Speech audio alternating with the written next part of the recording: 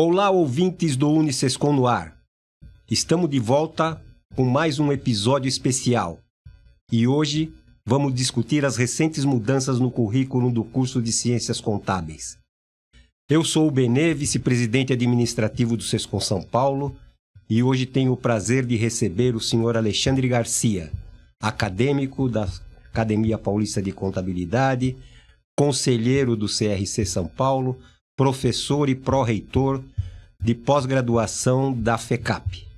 Seja muito bem-vindo, Alexandre. Okay. Obrigado, Benê e ao Sescom pelo convite. É uma honra estar aqui podendo conversar com todos.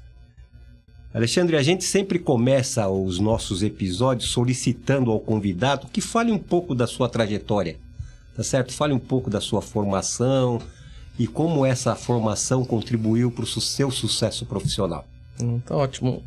Bom, a gente estava aqui antes de começar, né? A gente estava falando um pouco aqui desse histórico, como nós fomos forjados, né? E aí, então, eu diria que, assim, o meu conhecimento na área contábil, né, foi forjado desde o ensino técnico, né? Eu também ainda fiz a época do ensino técnico contabilidade, aqui perto do Sescom, do outro lado da Marginal, numa escola pública, municipal, excelente, aprendi muito lá. E no mesmo instante, eu já estava trabalhando na Klabin, né, uma grande escola para mim, foi nos meus 15 anos de idade, né, como office boy, não é isso? E dali foi o trampolim para me desenvolver na área contábil, depois entrando na faculdade. Da faculdade, obviamente, a gente, naquela época, né, nosso grande objetivo, né, como estudante de contabilidade, era trabalhar numa grande empresa de auditoria. E aí eu fui trabalhar numa empresa de auditoria naquela época, muito assediado, né, pelos clientes pelos quais a gente passa. E acabei indo para um dos clientes, multinacional, americana, e daí também me deslanchei bastante na carreira, no desenvolvimento, tive a oportunidade até de morar fora por um tempo, né, pela empresa, trabalhei na General Motors, né, e então assim, eu diria que foi por aí que foi forjado o meu conhecimento na área contábil e também um pouquinho na área de auditoria. Legal, cara. Antes da gente entrar no assunto mesmo aí, que é o currículo do curso, fala um pouquinho para nós da Academia Paulista de Contabilidade que você preside, porque eu acho que é interessante que o nosso público conheça um pouquinho da academia e principalmente em relação aos desafios que ela tem. Sim, né? Excelente. A academia é uma instituição como muitas das instituições da contabilidade aqui no Brasil, em São Paulo, antiga. Ela foi criada em 1952, então assim, faz parte das entidades que nós chamamos aqui em São Paulo, as entidades congraçadas, assim como o Sescom. E foi uma entidade que foi criada inicialmente, né, por uma equipe de professores também e profissionais, e que teve como seu primeiro presidente Francisco Dáurea, né, que foi até professor da FECAP, onde eu trabalho hoje também já há 25 anos. Foi um dos diretores da Álvares Penteado, né, da FECAP. Então, quando eu recebi o convite pelo senhor Domingos, né, para poder assumir esse desafio, né, de presidir uma das entidades congraçadas de São Paulo, ao mesmo tempo que a gente se sente desafiado, né, para dar uma continuidade no brilhante trabalho que ele e o anterior, o senhor Ineu de Mula, fizeram, ao mesmo tempo dá uma honra, assim, né, uma gratidão de contribuir. Falei, poxa, o primeiro presidente lá em 52, né, foi um professor da Álvares Penteado, e eu, na Álvares Penteado, falei, acho que está na hora da gente contribuir. E aí, então, por isso que eu estou ali na academia. Mas ela, assim, tem como sua missão, né, divulgar, né, o conhecimento científico na área de ciências contábeis. Então, ela é composta por acadêmicos, né, ela não tem fonte de renda a não ser dos próprios acadêmicos, né? Eu e mais 60 e poucos acadêmicos é que fazemos essa contribuição, e não é uma contribuição financeira, né? O que dá prazer ali nosso realmente é a contribuição em termos de conhecimento. Então a gente tem um cronograma de atividades ao longo do ano que foi definido pela diretoria e a gente tem cumprido, né? É importante, a academia, ela não oferta cursos, né? A gente não de novo, a nossa única renda é vinda dos próprios acadêmicos. Então a gente faz muitas atividades via webinars, né? A gente tem aí um cronograma de sempre 2 ao mês, de forma gratuita. contando pontos para educação profissional continuada, né, do sistema do Conselho Federal de Contabilidade. E um outro produto principal nosso também é a entrega de livros, né? A gente faz os livros, próprios acadêmicos escrevem os capítulos dos livros, né? Já foram 4 livros nesses últimos anos e estamos agora já finalizando, né, o 5º livro. É um livro específico sobre perícias, né? Vai ser divulgado agora em 11 de novembro, né? A data que a gente tem oficial para lançamento do livro. E além dessa contribuição, também como um produto que a gente tem, é sempre contribuir para a classe respondendo às consultas públicas que são feitas pelos órgãos reguladores, sejam internacionais, como a Fundação IFRS, sejam nacionais, como o próprio CFC, a CVM. Então, quando tem normas, né, na contabilidade em audiência pública, a gente cria um grupo de trabalho, né, daqueles acadêmicos que são mais especializados naquele tema, e a gente procura responder isso para essas entidades reguladoras, né, como contribuição do conhecimento acadêmico.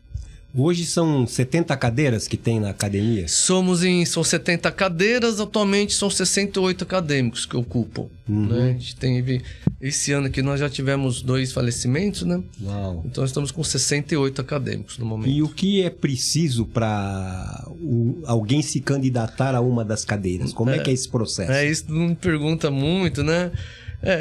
Primeiro assim, tem que ter esse lado, digamos assim, professoral, né? De contribuir em termos de conhecimento, de transmissão, né? De conhecimento que está alinhado com a missão da academia, como eu falei, que é a divulgação de conhecimentos de uma forma sistematizada, né?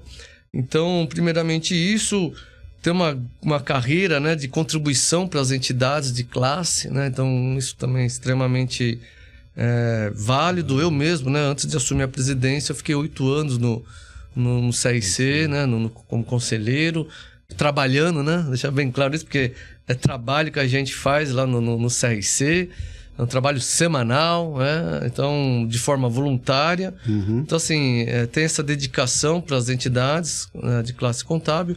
Isso tudo vai habilitando a pessoa, né, a fazer parte, a integrar uma das cadeiras da Academia Paulista de Contabilidade.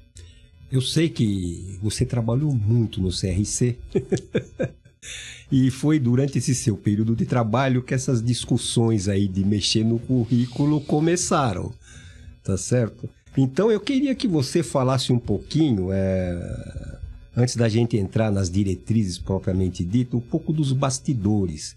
Né, de como essa coisa avançou até chegar no momento de se redigir a resolução, e se você acha que essa resolução chegou com atraso. Não, vamos lá, realmente é isso, Benê. O fato de eu ter estado no CIC ao longo desse período, quando se iniciou uma discussão da necessidade de alteração das diretrizes curriculares nacionais, né, para os cursos de graduação. Então, o fato de eu representar uma instituição de ensino aqui de São Paulo, que é bem... que é de referência, né, na área do ensino, é a instituição mais antiga de contabilidade no Brasil. Então, isso me credenciou a fazer parte, a integrar a Comissão Nacional de Ensino. Então, o Conselho Federal emitiu uma resolução, selecionou, somos 9 pessoas, né? E aqui de São Paulo são 9 pessoas de todo o Brasil, né? De várias regiões do Brasil, e de São Paulo eu fui o escolhido na época, até por representar o CIC e por ser a pessoa dentro dos conselheiros, aquele negócio, a pessoa certa, no momento certo, né? Então, isso aí. Foi o que aconteceu. Isso me credenciou a fazer parte dessa comissão, da qual também me sinto muito grato e honrado por ter contribuído bastante com o trabalho deles, junto ao CFC, né?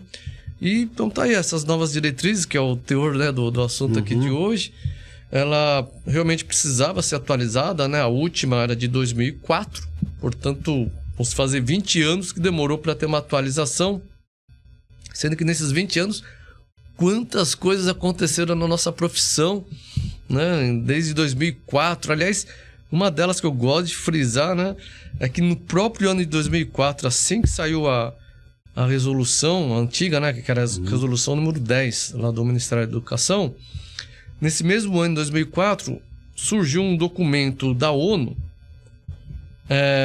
que foi patrocinado e assim, de certa forma, escrito pelas instituições financeiras da época, as maiores instituições financeiras do mundo, que já pediam para os contadores padronizar os assuntos de ESG. Então, hoje que a gente vê muito de ESG, essa norma, essa resolução, essa DCN traz já dentro, né, essa questão, esse assunto de ESG, mas lá em 2004 já tinha um documento pedindo para os contadores padronizarem, né, elaborarem padrões de relatórios de sustentabilidade. E quantas coisas de lá para cá, a própria 11638 2007, né, com as IFRS aqui no Brasil, depois a lei anticorrupção também no Brasil, que teve uma grande interferência, né, para as empresas em aspectos de melhoria de controles. Então, assim, a gente teve muita coisa, né? Fora agora a reforma tributária batendo na porta, e fora todas as questões tecnológicas, que de 2004 para cá, quantos avanços tivemos. Então, será mais do que necessário uma atualização dessas diretrizes curriculares. Então, eu chego à conclusão que ela veio com atraso. Ela veio com atraso e, assim, ela sempre precisa ter adaptações, melhorias, né? Lógico que a resolução, embora a anterior era de 2004, mas, assim, muitas instituições, elas foram se adaptando, né? Foram melhorando, né? Principalmente, por exemplo, com a inserção de tecnologias, né? Não podia ficar parado lá em 2004. As próprias IFRS, depois a constituição do CPC aqui no Brasil. Tudo isso, muitas instituições incorporaram, até por questões, por exemplo, do próprio exame de suficiência do CFC, exigindo. Então, assim, mesmo que ela seja de uma determinada data, mas ela vai sofrendo, sim, algumas adaptações, atualizações. O que precisava agora era realmente reunir todas essas atualizações, né, que tiveram nos últimos anos e colocar num documento, né, oficial aí do Ministério da Educação. A gente, quando fala de chegou tarde, mas na verdade é melhor tarde do que nunca, tá certo? E às vezes o tarde que a gente fala hoje, talvez, na verdade, o momento adequado seja agora. Sim, né? É melhor você ter uma atualização no momento em que a coisa está mais ou menos já definida, né? Aí você faz uma atualização que pode ser um pouco mais duradoura, né? Do que você ficar fazendo atualizações em períodos menores, né? Fracionando, né? Eu diria que ela chegou num bom momento, né? A gente tem aí, assim, eu coloco 3 grandes assuntos atuais, alguns talvez mais brasileiro, né? Por exemplo, a reforma tributária, mas outros 2 que são mundiais, que está acontecendo, que é a inserção, né, de normas de sustentabilidade, né, para nós aqui da contabilidade. Isso é mundial, aqui no Brasil. Aliás, coincidentemente, amanhã, dia 11 de julho, é o dia de encerramento das consultas públicas sobre as 2 primeiras normas de sustentabilidade. E também o assunto de tecnologia, que sempre é premente, né, na nossa profissão, mas agora talvez tenha um impacto maior, principalmente com o uso de inteligência artificial. Então, assim, chegou no momento que realmente precisava reunir isso e colocar no papel para ser um ponto de partida para todo mundo seguir aí. Foi bom você mencionar esses 3 pontos, que nós vamos explorá-los com um pouco mais de detalhe lá na frente, né? Mas a resolução, ela instituiu diretrizes curriculares com foco no perfil e na competência do egresso, na organização dos cursos e nas habilidades técnicas e gerais necessárias para dar suporte às competências. Como você participou do processo de discussão da aprovação da resolução, você ficou satisfeito com o resultado? Alguma diretriz, na sua visão, deixou de ser aprovada?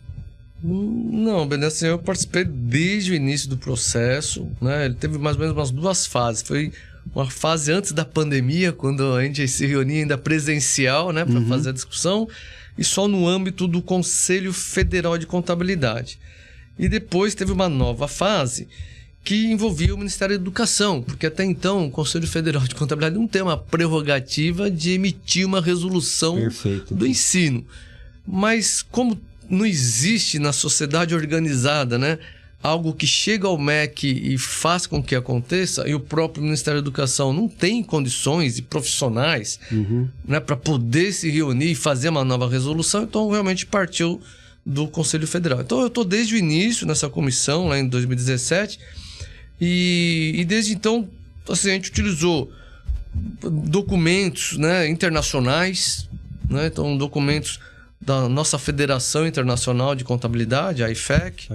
Utilizamos documentos de outros países, como por exemplo, tanto da Inglaterra, que é o ACCA, quanto dos Estados Unidos, que faz os exames do CPA, por exemplo.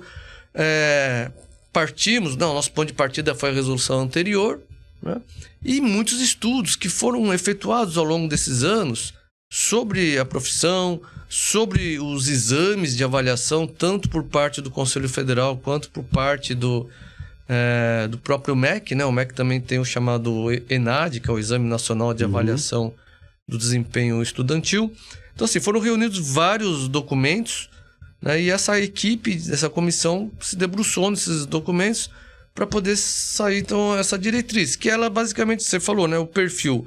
São 12 características esperadas de um perfil egresso, né? De contabilidade. Estão reunidos nesse documento, no apêndice 1 lá, as 7 competências desejadas que um curso, né, deve prover para os alunos. Essas 7 competências se abrem em 32 habilidades técnicas, né, desde os conhecimentos básicos de contabilidade, né, de preparação, elaboração das demonstrações financeiras, até a auditoria, né, dessas DFs. E também depois 5 habilidades gerais, né, que envolve principalmente, né, a aplicação do código de ética da profissão, mas também questões relacionadas mais a soft skills, como comunicação e outras. Legal. Eu tenho observado que, principalmente no IFEC, eles estão subindo a regra com a questão ética, tá certo? Porque eu assisti a apresentações do antigo presidente e da presidente atual, onde eles enfatizam muito que a questão ética é o que vai fazer com que a sociedade entenda um pouco melhor o trabalho e a responsabilidade que o profissional da contabilidade tem para com a sociedade, né? Dentro dessas diretrizes que foram aprovadas agora, como é que está a questão ética? Como é que ela está lá? Ela ganhou uma ênfase maior? Assim, ela está lá, né? De novo, ela está entre uma daquelas 5 habilidades gerais, de forma bem explícita, voltada para o atendimento ao código de ética nosso da profissão, que nós sabemos ele também é oriundo do Código Internacional da IFEC, né? Do órgão internacional. Então, assim, a nossa profissão de contabilidade, ela é totalmente ligada às questões éticas. Ela só existe por uma questão ética, né? Porque a contabilidade é que traz a transparência, né, das informações de uma organização, seja de pequeno, grande, médio porte, público ou privada. Então, assim, contabilidade e ética é quase que implícito, né? Uma atividade sem a outra não existe. Então, eu diria sim, a diretriz prevê isso, porque uma das competências da diretriz, que a gente até adaptou em relação à internacional, isso é bem relembrando, eu falei que são 7 competências, 4 delas são da própria IFEC, e 3 delas a gente adaptou aqui para o Brasil, principalmente em função das prerrogativas profissionais aqui brasileiras, como, por exemplo, atividade de perícia, né? Então a gente incorporou isso, mas a gente incorporou uma que é a voltada para os mecanismos de governança, controles internos e ética. Maravilha. Então, porque é nesse momento que a gente, né, tem que inserir aí o conceito, né, de transparência. O trabalho de contabilidade, ele tem como, digamos, público-alvo a sociedade. Né? A gente faz o trabalho de contabilidade, né, para ser de forma transparente, mostrar como que aquela organização operou durante um período de tempo, né, em termos de produção, de circulação de mercadorias, e aí ele tem envolvido vários recursos, né, não só financeiros, mas tem capital humano ali das pessoas, tem clientes, né, tem um capital, digamos assim, de relacionamento, né, então são vários capitais envolvidos, e a contabilidade tem essa missão, né, de ser transparente na hora de fazer as suas demonstrações. Maravilha. Agora tem uma questão que vem lá, que é aquela questão do multidisciplinar e o transdisciplinar. Isso, na minha maneira de ver, faz com que a contabilidade ela ganhe outros parâmetros, tá certo? Ela não fica mais só no econômico financeiro, né? O pessoal antigamente falava que era tridimensional por conta das questões ambientais. Agora já estão falando multidimensional, né? Porque ela está abrindo um leque aí, tá certo? Para os profissionais que vão exigir essa concepção multidisciplinar e trans... Então, como é que as diretrizes estão enfocando isso? Acho que é uma evolução natural, né, todas as profissões, a nossa inclusive está mais conectada com a sociedade, né? Então isso requer do profissional, como você enfatizou, não somente os conhecimentos econômicos, né, de elaboração de fluxo de caixa, de apuração do desempenho, né, econômico da empresa, mas sim de outras áreas. Vou dar um exemplo que isso não é de agora, né? Já há alguns anos, principalmente com as IFRS, e aqui no Brasil, por exemplo, o CPC 29, que a gente fala do ativo biológico. Sim. O contador, jamais ele conseguiria mensurar, né? Por exemplo, o gado, o valor do gado ou de uma árvore, né? Em que momento que se faz o corte de eucalipto, que é diferente, né, de outro tipo de café. Então assim, tem várias características que nós contadores, pela nossa formação, não seria capaz, né, de poder agregar informações, né? E com isso, então, requer a necessidade de utilizar especialistas, né, profissionais de outras áreas. Então, por exemplo, ativo biológico vai precisar de um agrônomo ou, sei lá, de outro profissional, dependendo né, de qual atividade que aquela organização opera. E então agora essas diretrizes curriculares também traz isso daí de uma forma bem clara, né? Você mencionou aqui, né? Era o chamado tripé da sustentabilidade, que era o econômico, o ambiental e o social, né? O chamado triple bottom line, num termo em inglês, que é exatamente isso, né? O bottom line não é somente econômico, como a gente estava acostumado a fazer na demonstração de resultado, apenas econômico, e sim também começar a mensurar e pelo menos elaborar informações relacionadas a aspectos sociais e ambientais. E de novo, nós não fomos formados para esses outros aspectos, né? Ambientais, por exemplo. Então isso requer que a gente estude, né? Isso requer que a gente tenha, né, como profissional uma capacidade de conversa, né, com os profissionais de outras áreas, para ter uma integração entre essas informações e poder, né, propiciar informação de qualidade, né, para as demonstrações contábeis, que muitas delas servem para a tomada de decisões, né?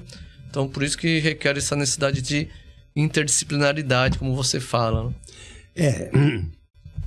Eu acho que o auge, talvez, do trabalho do profissional da contabilidade é trabalhar os dados, que eles se transformem em informações para que as decisões sejam tomadas, né?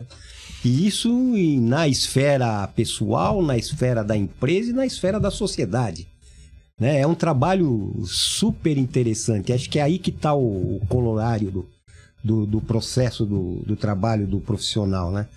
E aí nós temos essa questão da tecnologia, que eu gostaria que você falasse um pouco, porque eu vejo a tecnologia, por mais que ela seja importante para os profissionais da contabilidade, como uma ferramenta.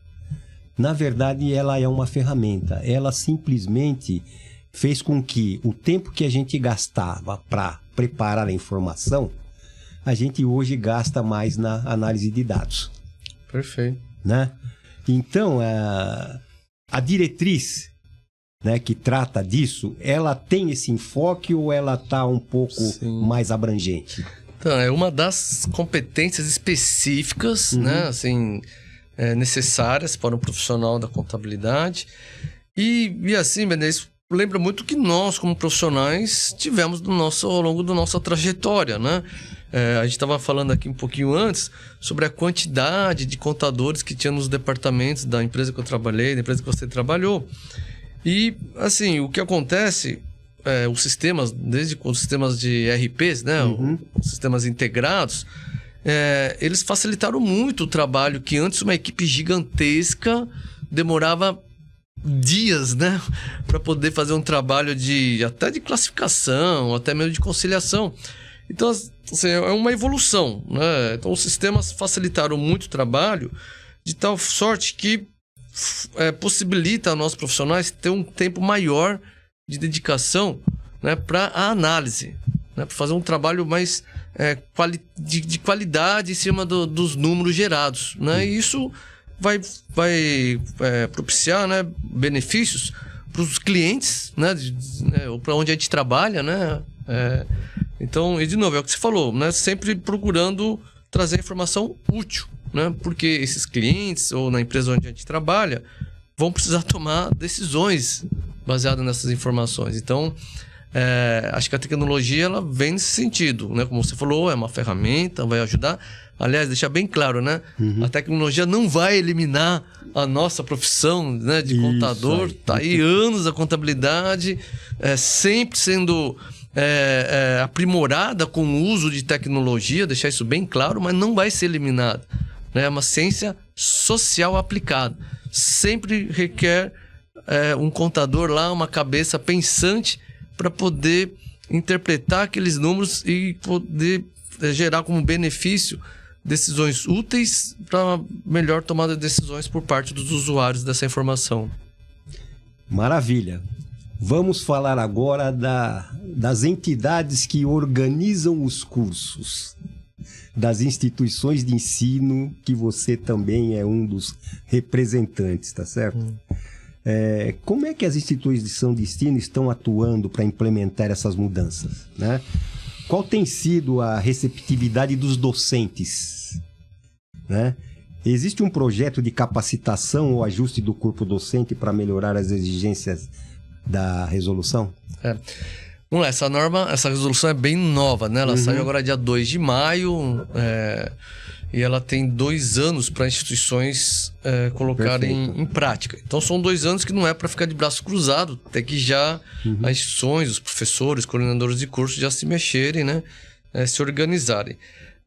Então o CFC, sim, né? A comissão, por meio da comissão, a gente acabou de fazer agora, semana passada, um evento em Belo Horizonte, chamado Conexão Contábil, onde a gente já trouxe né, a norma de uma forma comentada, e isso vai ser colocado, a gente está criando tipo um guia, né, orientativo para que as instituições possam utilizar, né? Legal. E isso a gente vai lançar esse guia no Congresso Brasileiro de Contabilidade, né, do Conselho Federal de Contabilidade, que vai ser agora em setembro, dia 8 de setembro, né? Isso, 8, 9, 10 de setembro.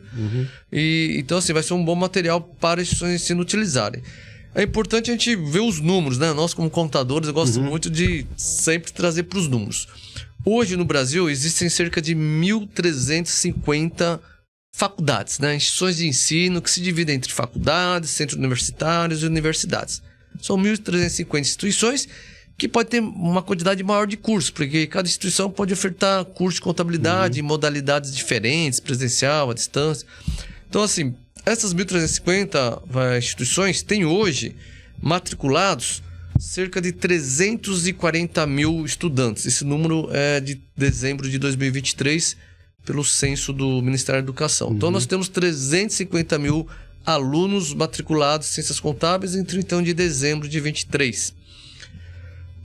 Assim, é um número grande, né? Sempre foi, né? O curso de Ciências Contábeis, historicamente, é entre os 4 maiores cursos no Brasil com quantidade de alunos. Então, a responsabilidade é gigante, enorme, por parte das instituições de ensino, dos coordenadores dos cursos de graduação e dos professores. Então, assim, todos têm uma parcela de responsabilidade na formação e, principalmente agora, na utilização e implantação dessa resolução. Não pode se esquivar, não pode dizer que não sabia, né? Ou seja, tem 2 anos, a gente tem um planejamento intenso aí por parte do Conselho Federal de fazer com que essas informações cheguem às instituições de ensino. Então, já agradeço aqui a oportunidade, né, do SESCOM poder dar essa voz, esse tempo para a gente poder falar isso, falar, instituições de ensino, preparem-se, né?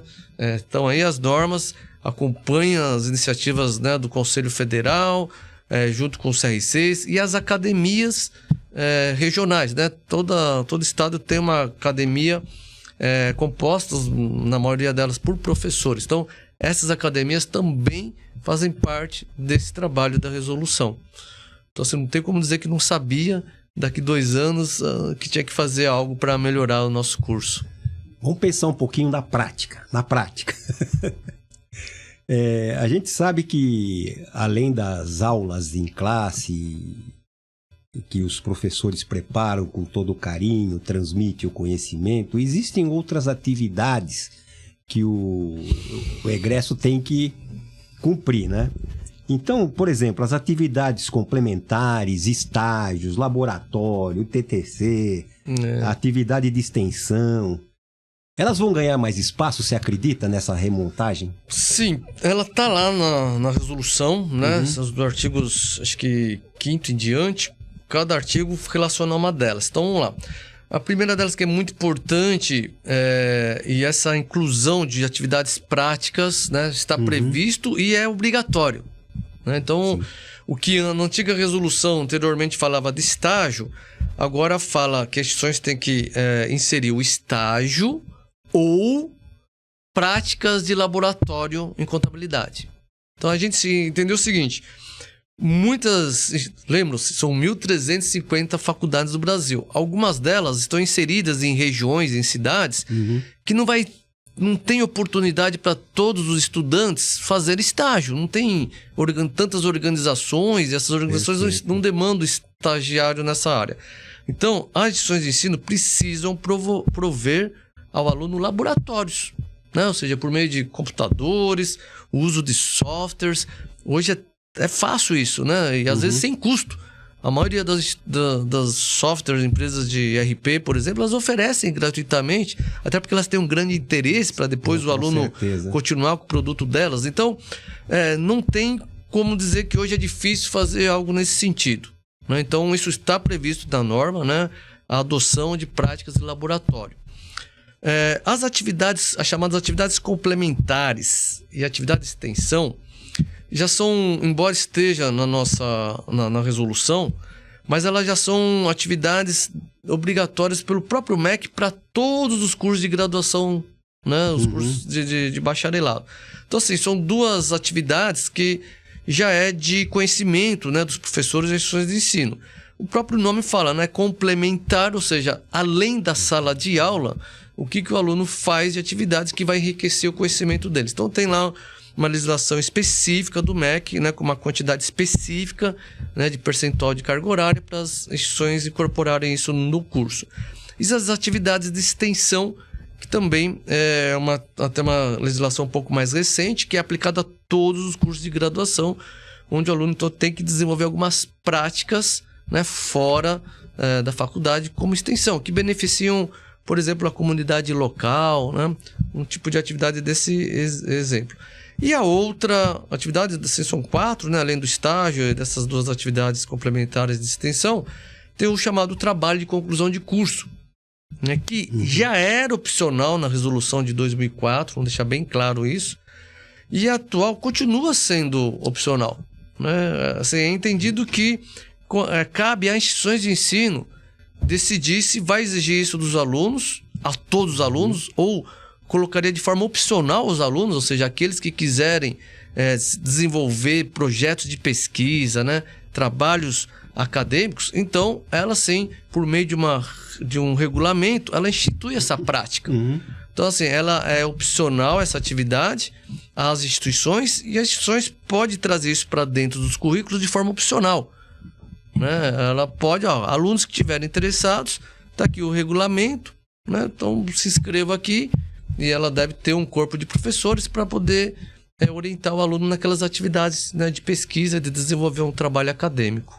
te ouvindo agora, me veio uma questão aqui que eu falei, interessante. Você acredita que a carga horária que existe hoje vai ser suficiente? Boa pergunta. A carga horária não está na resolução, porque ela é uma outra resolução do MEC, que é para todas as instituições de ensino. Então, tem uma outra resolução que é só cargas horárias para todos os cursos de graduação. Hoje, o nosso curso é previsto 3.000 horas. Né? Então, assim, é possível, sim, dentro dos 8 semestres de curso, né, incorporar tudo que está escrito nessas diretrizes curriculares. Né? A gente fez já uma estimativa, né, entre aquelas competências, como elas serão distribuídas ao longo desses 4 semestres, e mais essas últimas atividades que a gente falou. Então depende muito da organização de cada instituição. Como as instituições sabem, né, elas obrigatoriamente, cada curso tem que ter o chamado PPC, que é o Planejamento Pedagógico de Curso. Esse documento é um documento oficial, que elas têm que deixar à disposição do MEC, e nesse documento, então, ela vai distribuir todos esses conhecimentos exigidos nessa resolução ao longo dos 8 semestres ou 4 anos do curso. Tem uma novidade aí que são as informações não financeiras, né? E assim como ela, por exemplo, auditoria, perícia, eles vão ter mais espaço na grade, você acredita? Boa.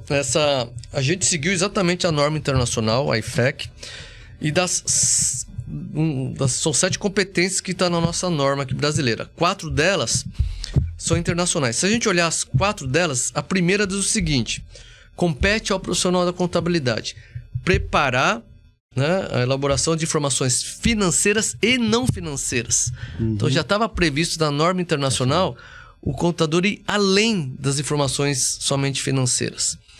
A auditoria também tem um outro pilar lá de competência na norma internacional que fala asseguração das informações financeiras e não financeiras. Então, isso que a gente está assistindo no momento agora, né, que eu falei que a gente está com uma audiência, uma consulta pública de 2 normas de sustentabilidade, é bem nessa linha de informações não financeiras.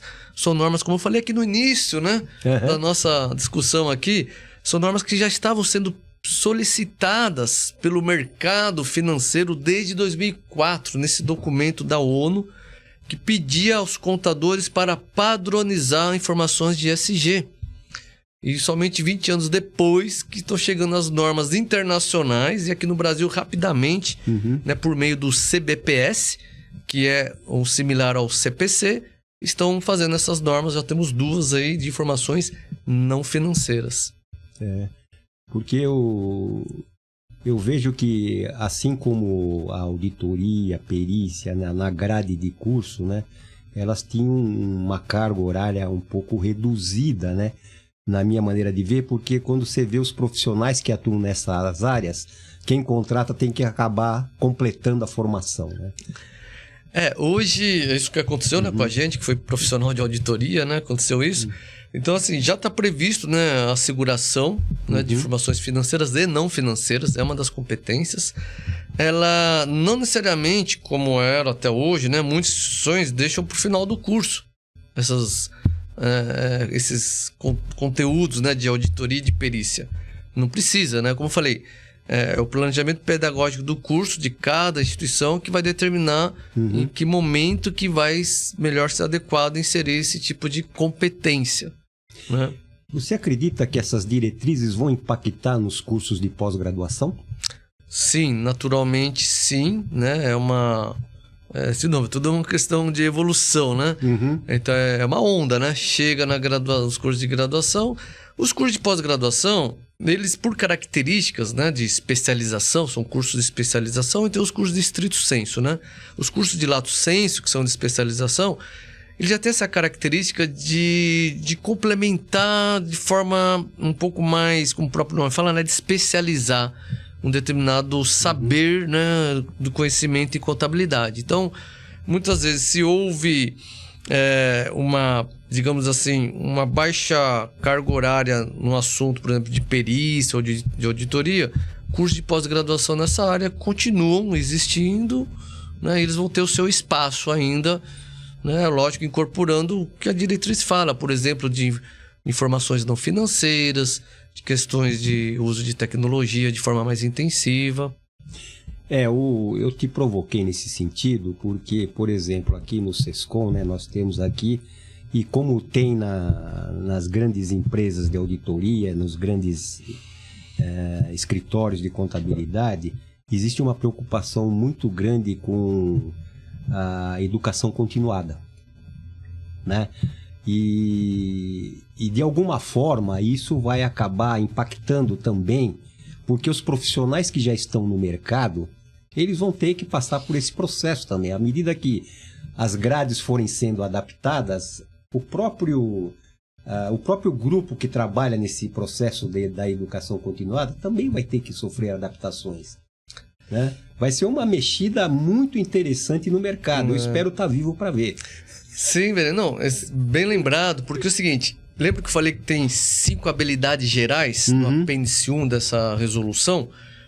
Você vai observar que tem uma delas que fala da educação profissional continuada. Então, faz parte como habilidade geral ao profissional ele continuamente se especializar nos conhecimentos. Então, isso está alinhado com o próprio Conselho Federal de Contabilidade, que instituiu, né, a chamada IPC, né, o Programa de Educação Profissional Continuada. Então, já está lá nas habilidades gerais. E mais ainda, dentro da resolução, tem um artigo que fala o seguinte, que já existia também lá em 2004 e foi mantido, que aquelas instituições que têm, além do curso de graduação, elas ofertam curso de pós-graduação, então que elas podem fazer, a instituição pode fazer atividades comum entre essas duas áreas, né? De tal sorte que o profissional, o aluno, né, ainda não profissional, ele possa já, dependendo do seu estágio, né, de novo profissional, de carreira, ele já pode, de uma forma, digamos assim, interligada, já cursar disciplinas de pós-graduação, por exemplo. Tá? Então, isso já estava previsto na norma de 2004 e a gente manteve exatamente para propiciar a educação profissional continuada. Você já fez menção, mas eu queria que você falasse um pouquinho mais, se a inteligência artificial tem espaço nessas diretrizes. Está dentro do tecnologia, né? É uma das competências e que, assim, sempre fez parte, né, da atividade profissional do contador, o uso de tecnologia, né? Nós, como profissionais, sempre utilizamos. E como eu já falei aqui também, tem já dentro da resolução a previsão das instituições incorporarem de forma obrigatória, né, o uso de práticas de laboratório. Então, o que eu vejo é o seguinte, a cada vez que nós temos novas tecnologias, as instituições têm que trazer isso para os alunos, porque a gente sabe que muitos alunos já vêm com esses conhecimentos, né? Então, a instituição também tem que acompanhar isso. E às vezes, a gente verifica isso, os conhecimentos que o aluno tem, muitas vezes, de tecnologia, é diferente do que as empresas necessitam. Desde, por exemplo, o uso simples de um Excel ou de uma apresentação em PowerPoint, por exemplo. Então, muitos jovens, ao entrar na faculdade, eles têm um conhecimento grande de tecnologia, mas não dessas ferramentas que são mais necessárias no dia a dia. Perfeito. Então, assim, o que as instituições precisam ver exatamente é ter esse diagnóstico, né, por parte dos seus alunos e então colocarem tecnologia desse tipo. Inteligência artificial é mais uma delas. Então, ela faz o diagnóstico e vai ter que incorporar isso dentro do currículo. Eu tenho uma pergunta aqui que me é muito sensível, porque ela mexe com a sociedade de uma maneira geral, né? Você acha que com essas novas diretrizes a régua vai subir? Quer dizer, o cidadão que quiser se candidatar para ser um cientista contábil, ele vai ter que ter uma preparação fundamental melhor? O que essa resolução, né, das diretrizes traz, Bené, é o seguinte, o protagonismo que a gente tem falado, o protagonista é o aluno. Então, esse subir a régua, assim, não são as instituições que vão subir a régua, né? Se elas seguirem o que está aqui, tá ótimo. O que precisa ter é uma mudança de comportamento do aluno, do estudante. e que a gente sabe que aqui no Brasil, até pela forma da qual, né, a gente é estudante desde lá o primário, ensino fundamental, ensino médio, então chega nessa diretriz curricular, talvez dá um choque, porque espera-se um protagonismo por parte do aluno e não o professor como centro do conhecimento, porque isso, para os dias de hoje, não faz mais sentido, porque o conhecimento não está mais na cabeça do professor. Claro, ele estudou muitos anos, ele tem um conhecimento, mas hoje o conhecimento está na internet. Com poucos cliques, né, isso, você pode ter acesso às aulas do seu próprio professor ali, e de professores, né, também renomados, que escreveram livros de contabilidade, de referência. Então, assim, o conhecimento está disponível a todos. O que precisa ser feito agora é um trabalho de conscientização por parte do aluno, que a responsabilidade nele de buscar esse conhecimento, o conhecimento seja útil. Então, o professor vai ser um condutor, né? Um tutor em auxiliar o aluno a encontrar as melhores soluções, né? As melhores fontes de informações de conhecimento. Deixa eu colocar de outra forma. A preocupação é que eu já andei conversando com colegas, com professores que estão no mercado há bastante tempo aí, e eles têm a preocupação de que nós podemos ter a seguinte situação, tá certo? Dependendo do enfoque que for dado para a diretriz, a pessoa que acessar o curso, se ela não tiver um bom preparo que vem do fundamental, né, ela dificilmente vai chegar a concluir o curso. Né? Por que isso? Tá certo? Porque ela teve uma certa deficiência na formação fundamental, e aí o que acontece? Quando você chega lá, essa régua que eu estou falando é o vestibular. Né? É a pessoa que vai se candidatar para o curso. Né? Se ele não tiver um preparo adequado, vamos dizer assim, ele não tem o preparo adequado, mas ele conseguiu passar no vestibular. Ele vai ter uma dificuldade muito maior para concluir o curso. Não que ele não consiga, porque vai depender do esforço dele, né, de recuperar o tempo perdido. Tá certo? Mas é uma coisa que pode, inclusive, refletir no exame de suficiência. Como é que você vê isso? Eu acho assim, hoje já existe isso, né?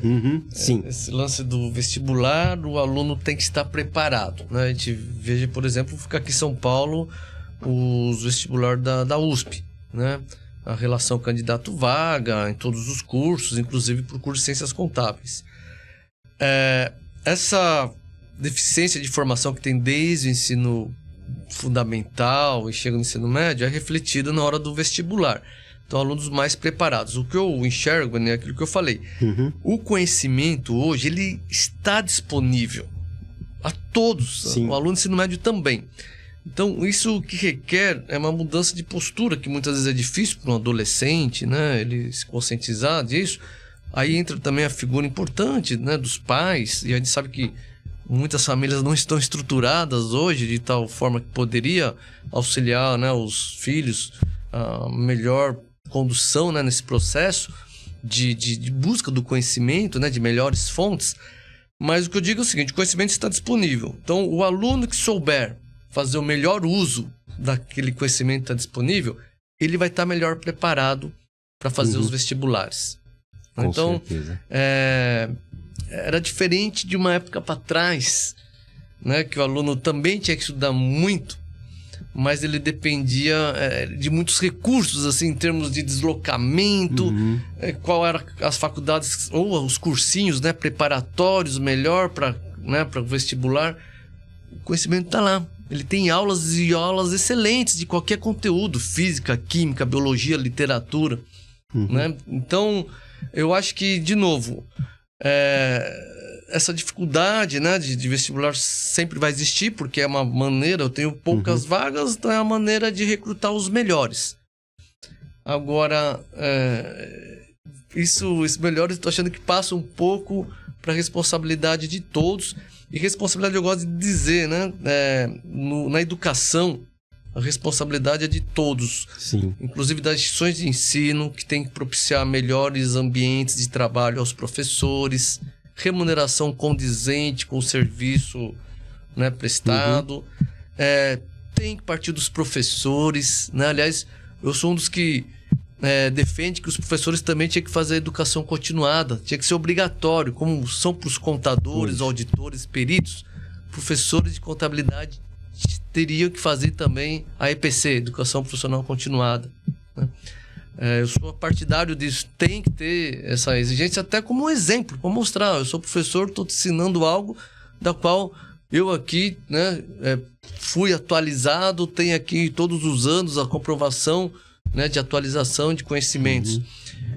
Então, assim, tem uma responsabilidade, como falou, de todos, da instituição de ensino, do professor, do coordenador de curso, que é a pessoa central aí no planejamento, principalmente agora, né, da implementação dessa nova resolução, do aluno, sem dúvida, né, porque é até uma coisa que a gente fala, se falando do exame de eficiência, eu fico pensando, são em torno de 6 mil pessoas que fazem por ano, não. A cada exame de eficiência é uma média de 6 mil aqui em São Paulo, né, para fazer o exame de eficiência. O índice de aprovação é baixíssimo. Então, e assim, a pessoa paga para fazer a inscrição no exame de eficiência. Então, ele não está fazendo ali, assim, vamos fazer só por fazer. Não. Ele tem uma finalidade, um objetivo para fazer aquilo lá. Então, assim, ele também tem que se preparar, né, o aluno. Então, a responsabilidade é de todos. Instituição, professor, coordenador, alunos, e até as entidades, né, e também, né, o SESCOM, com o brilhante trabalho que faz aí da educação continuada, né, o CRC também, que propicia até os estudantes, né, ter um cadastro, né, como estudante, que ele pode se beneficiar das atividades do CRC. Tem uma quantidade lá de mínima de vagas destinadas para estudantes acompanhar, né, os processos. E olha que o CRC faz mensalmente inúmeras, né? Poderia dizer assim que são mais de uma atividade por dia, né, de forma gratuita, por exemplo. Então, assim, basta ir atrás, né? Os caminhos existem.